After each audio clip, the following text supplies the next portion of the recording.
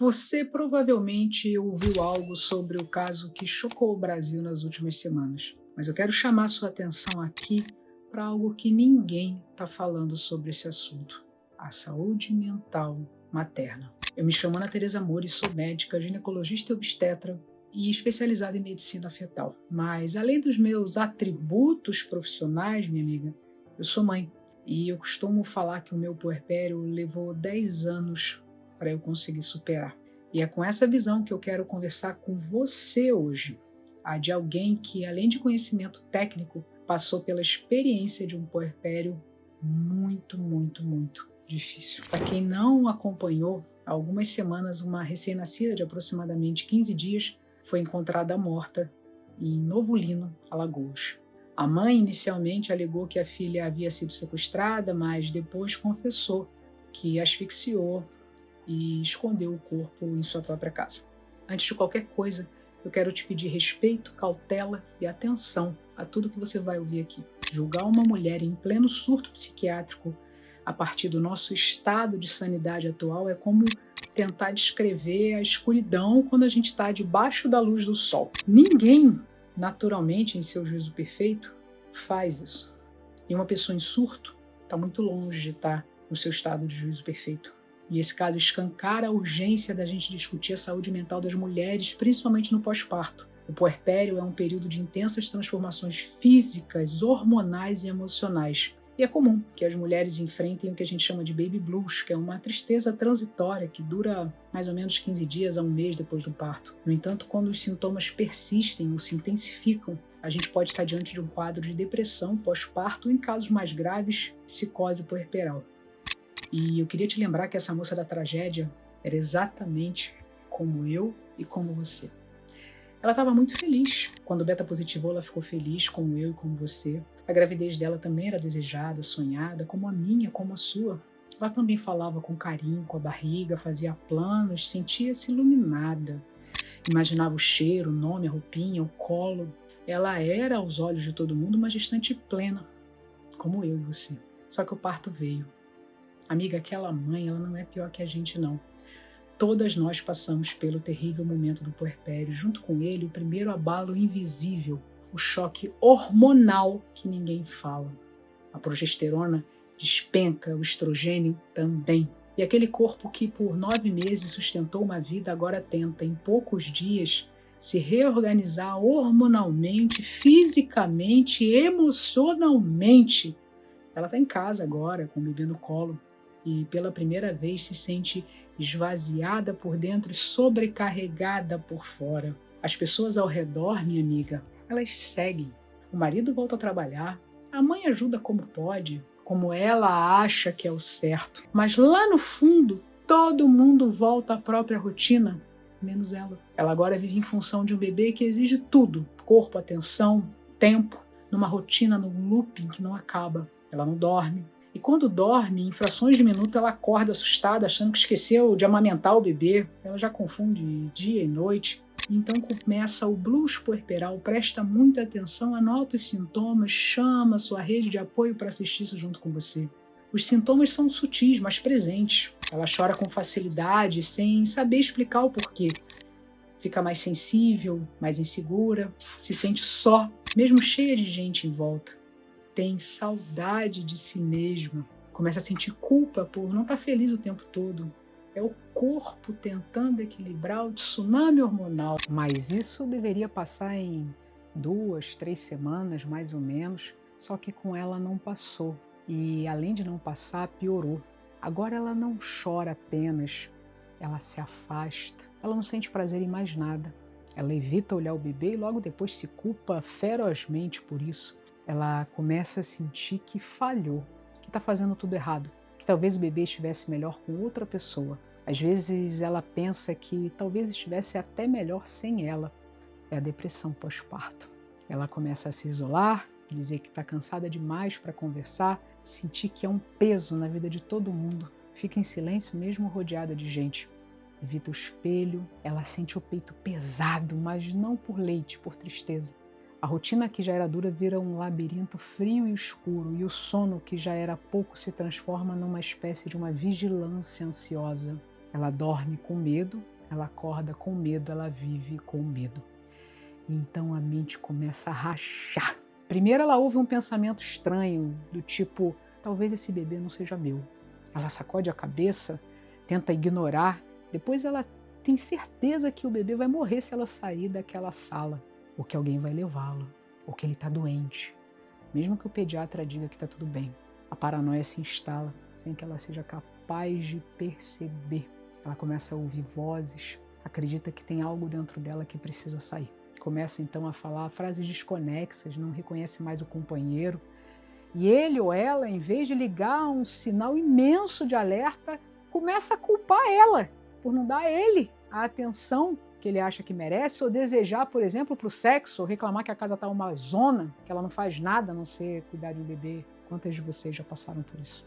Daí ela passa a olhar fixamente para o nada, fica dias sem dormir e a tragédia começa a tomar forma. Ela começa a caminhar para o abismo a passos largos. E é aí que a psicose puerperal chegou. Ela, nesse momento, está completamente desconectada da realidade. Ela pode, inclusive, acreditar que está protegendo o bebê ao escondê-lo, ao silenciá-lo. Ela pode ouvir vozes dizendo que o bebê está em perigo, que ela precisa agir. Ela já não está mais no tempo presente. Ela está em um colapso mental profundo, urgente, devastador. O olhar muda, passa a ser um olhar assim de baixo para cima. Os cuidados básicos com o corpo desaparecem. Ela não quer levantar da cama, pentear o cabelo, tomar um banho, mas o olhar de baixo para cima chama muita atenção. E essa é a linha tênue entre uma gestação sonhada e uma realidade silenciada. Essa é a jornada invisível que muitas mulheres vivem e que quase ninguém vê. Do blues a gente passa para a depressão e da depressão muitas vezes para a psicose. E o que poderia ter sido tratado no início, agora pede socorro em forma de uma urgência psiquiátrica. E urgência psiquiátrica não passa pelo seu julgamento de que é frescura. Seria a mesma coisa de que se você julgasse a dor, por exemplo, de um infarto, de uma apendicite. Você não tem alcance para isso. Para! Ou estende a mão ou some, mas não julga. Não é mais sua competência. Pelo menos 15% das mulheres recebe o diagnóstico de depressão pós-parto. Mas esse número é infinitamente maior, porque menos de 10% das puérperas recebem algum tipo de suporte psicológico, psiquiátrico nessa fase da vida. A imensa maioria não conseguiu ainda nem se reencontrar dentro da nova realidade com o bebê e está às voltas com as 1000 demandas solitárias que ela precisa dar conta diante dos olhos e do julgamento do que teria que ser a rede de apoio, mas que muitas vezes se comporta como uma verdadeira rede de inquisição. No caso dessa mãe, as investigações caminham a passos largos para o diagnóstico de psicose puerperal. E o que eu queria que você entendesse é que agora, finalmente, ela vai receber o atendimento de um psiquiatra, o tratamento, uma escuta, uma estrutura, ela vai ser medicada adequadamente e, adivinha? Recuperar a sanidade mental. E aí você sabe o que vai acontecer? Ela vai pensar exatamente como você que está julgando ela. Sim, ela também vai pensar sobre ela o que todo mundo está pensando. E que é uma conclusão óbvia de se chegar do alto do pedestal da sanidade. E aí, com a mente de volta, ela vai perceber que a vida dela acabou. Ninguém precisa dizer isso para ela. E ela vai concluir que não tem mais nada a fazer, a não ser mais uma tragédia. E é isso que essas mulheres fazem, quase na totalidade dos casos. Aconteceu, por exemplo, em todos os casos que eu pude acompanhar. Agora eu te pergunto, se ela e todas as mulheres que passaram por esse quadro tivessem tido acesso a tudo isso antes, se tivesse tido o mesmo cuidado, a mesma comoção, a mesma mobilização antes, talvez o bebê estivesse vivo, e ela também, mas não. A assistência só chega depois da tragédia, a empatia só aparece quando vira caso de polícia. O cuidado só é oferecido depois que a vida foi perdida. Igual quando a gente vê por aí tantas e tantas notícias de perdas de bebês durante a gestação, só chama atenção quando acontece perto. Se não é exagero meu, terrorismo. Infelizmente. E muitas mulheres enfrentam o puerpério sem o apoio necessário. A falta de informação, de suporte emocional e acompanhamento profissional agrava muito os quadros de sofrimento psíquico. A rede de apoio ignora completamente os sintomas, tudo é frescura, porque na minha época não tinha nada disso. Infelizmente, na maioria dos casos, esses comentários vêm de pessoas muito próximas. e, na imensa maioria das vezes, mulheres. São mulheres contra mulheres. E é fundamental que familiares, amigos e profissionais de saúde estejam atentos aos sinais e ofereçam suporte adequado. Esse caso é mais uma tragédia obstétrica que poderia ter sido evitada com mais atenção à saúde mental materna. A gente precisa quebrar o silêncio, os tabus que cercam o puerpério e oferecer às mães o suporte que elas precisam. Se você é rede de apoio, não finge que não está percebendo a mudança de comportamento dela, não. Se você é mãe e está passando por um momento como esse, saiba que você não está sozinha, pede ajuda. Eu sei que você tem medo do julgamento das pessoas, de ser invalidada, mas nos seus 5 minutos de lucidez, no meio desse caos, esses minutos podem ser a única chance de evitar uma tragédia. Só para, minha amiga, quando você encontrar acolhimento, quando você encontrar alguém que te ouça e te conduza em segurança. Minha amiga, não deixa ninguém te calar. Procura ajuda profissional, conversa com pessoas de confiança, vai ao hospital onde você teve o bebê, mas só para quando você e o seu bebê estiverem em segurança.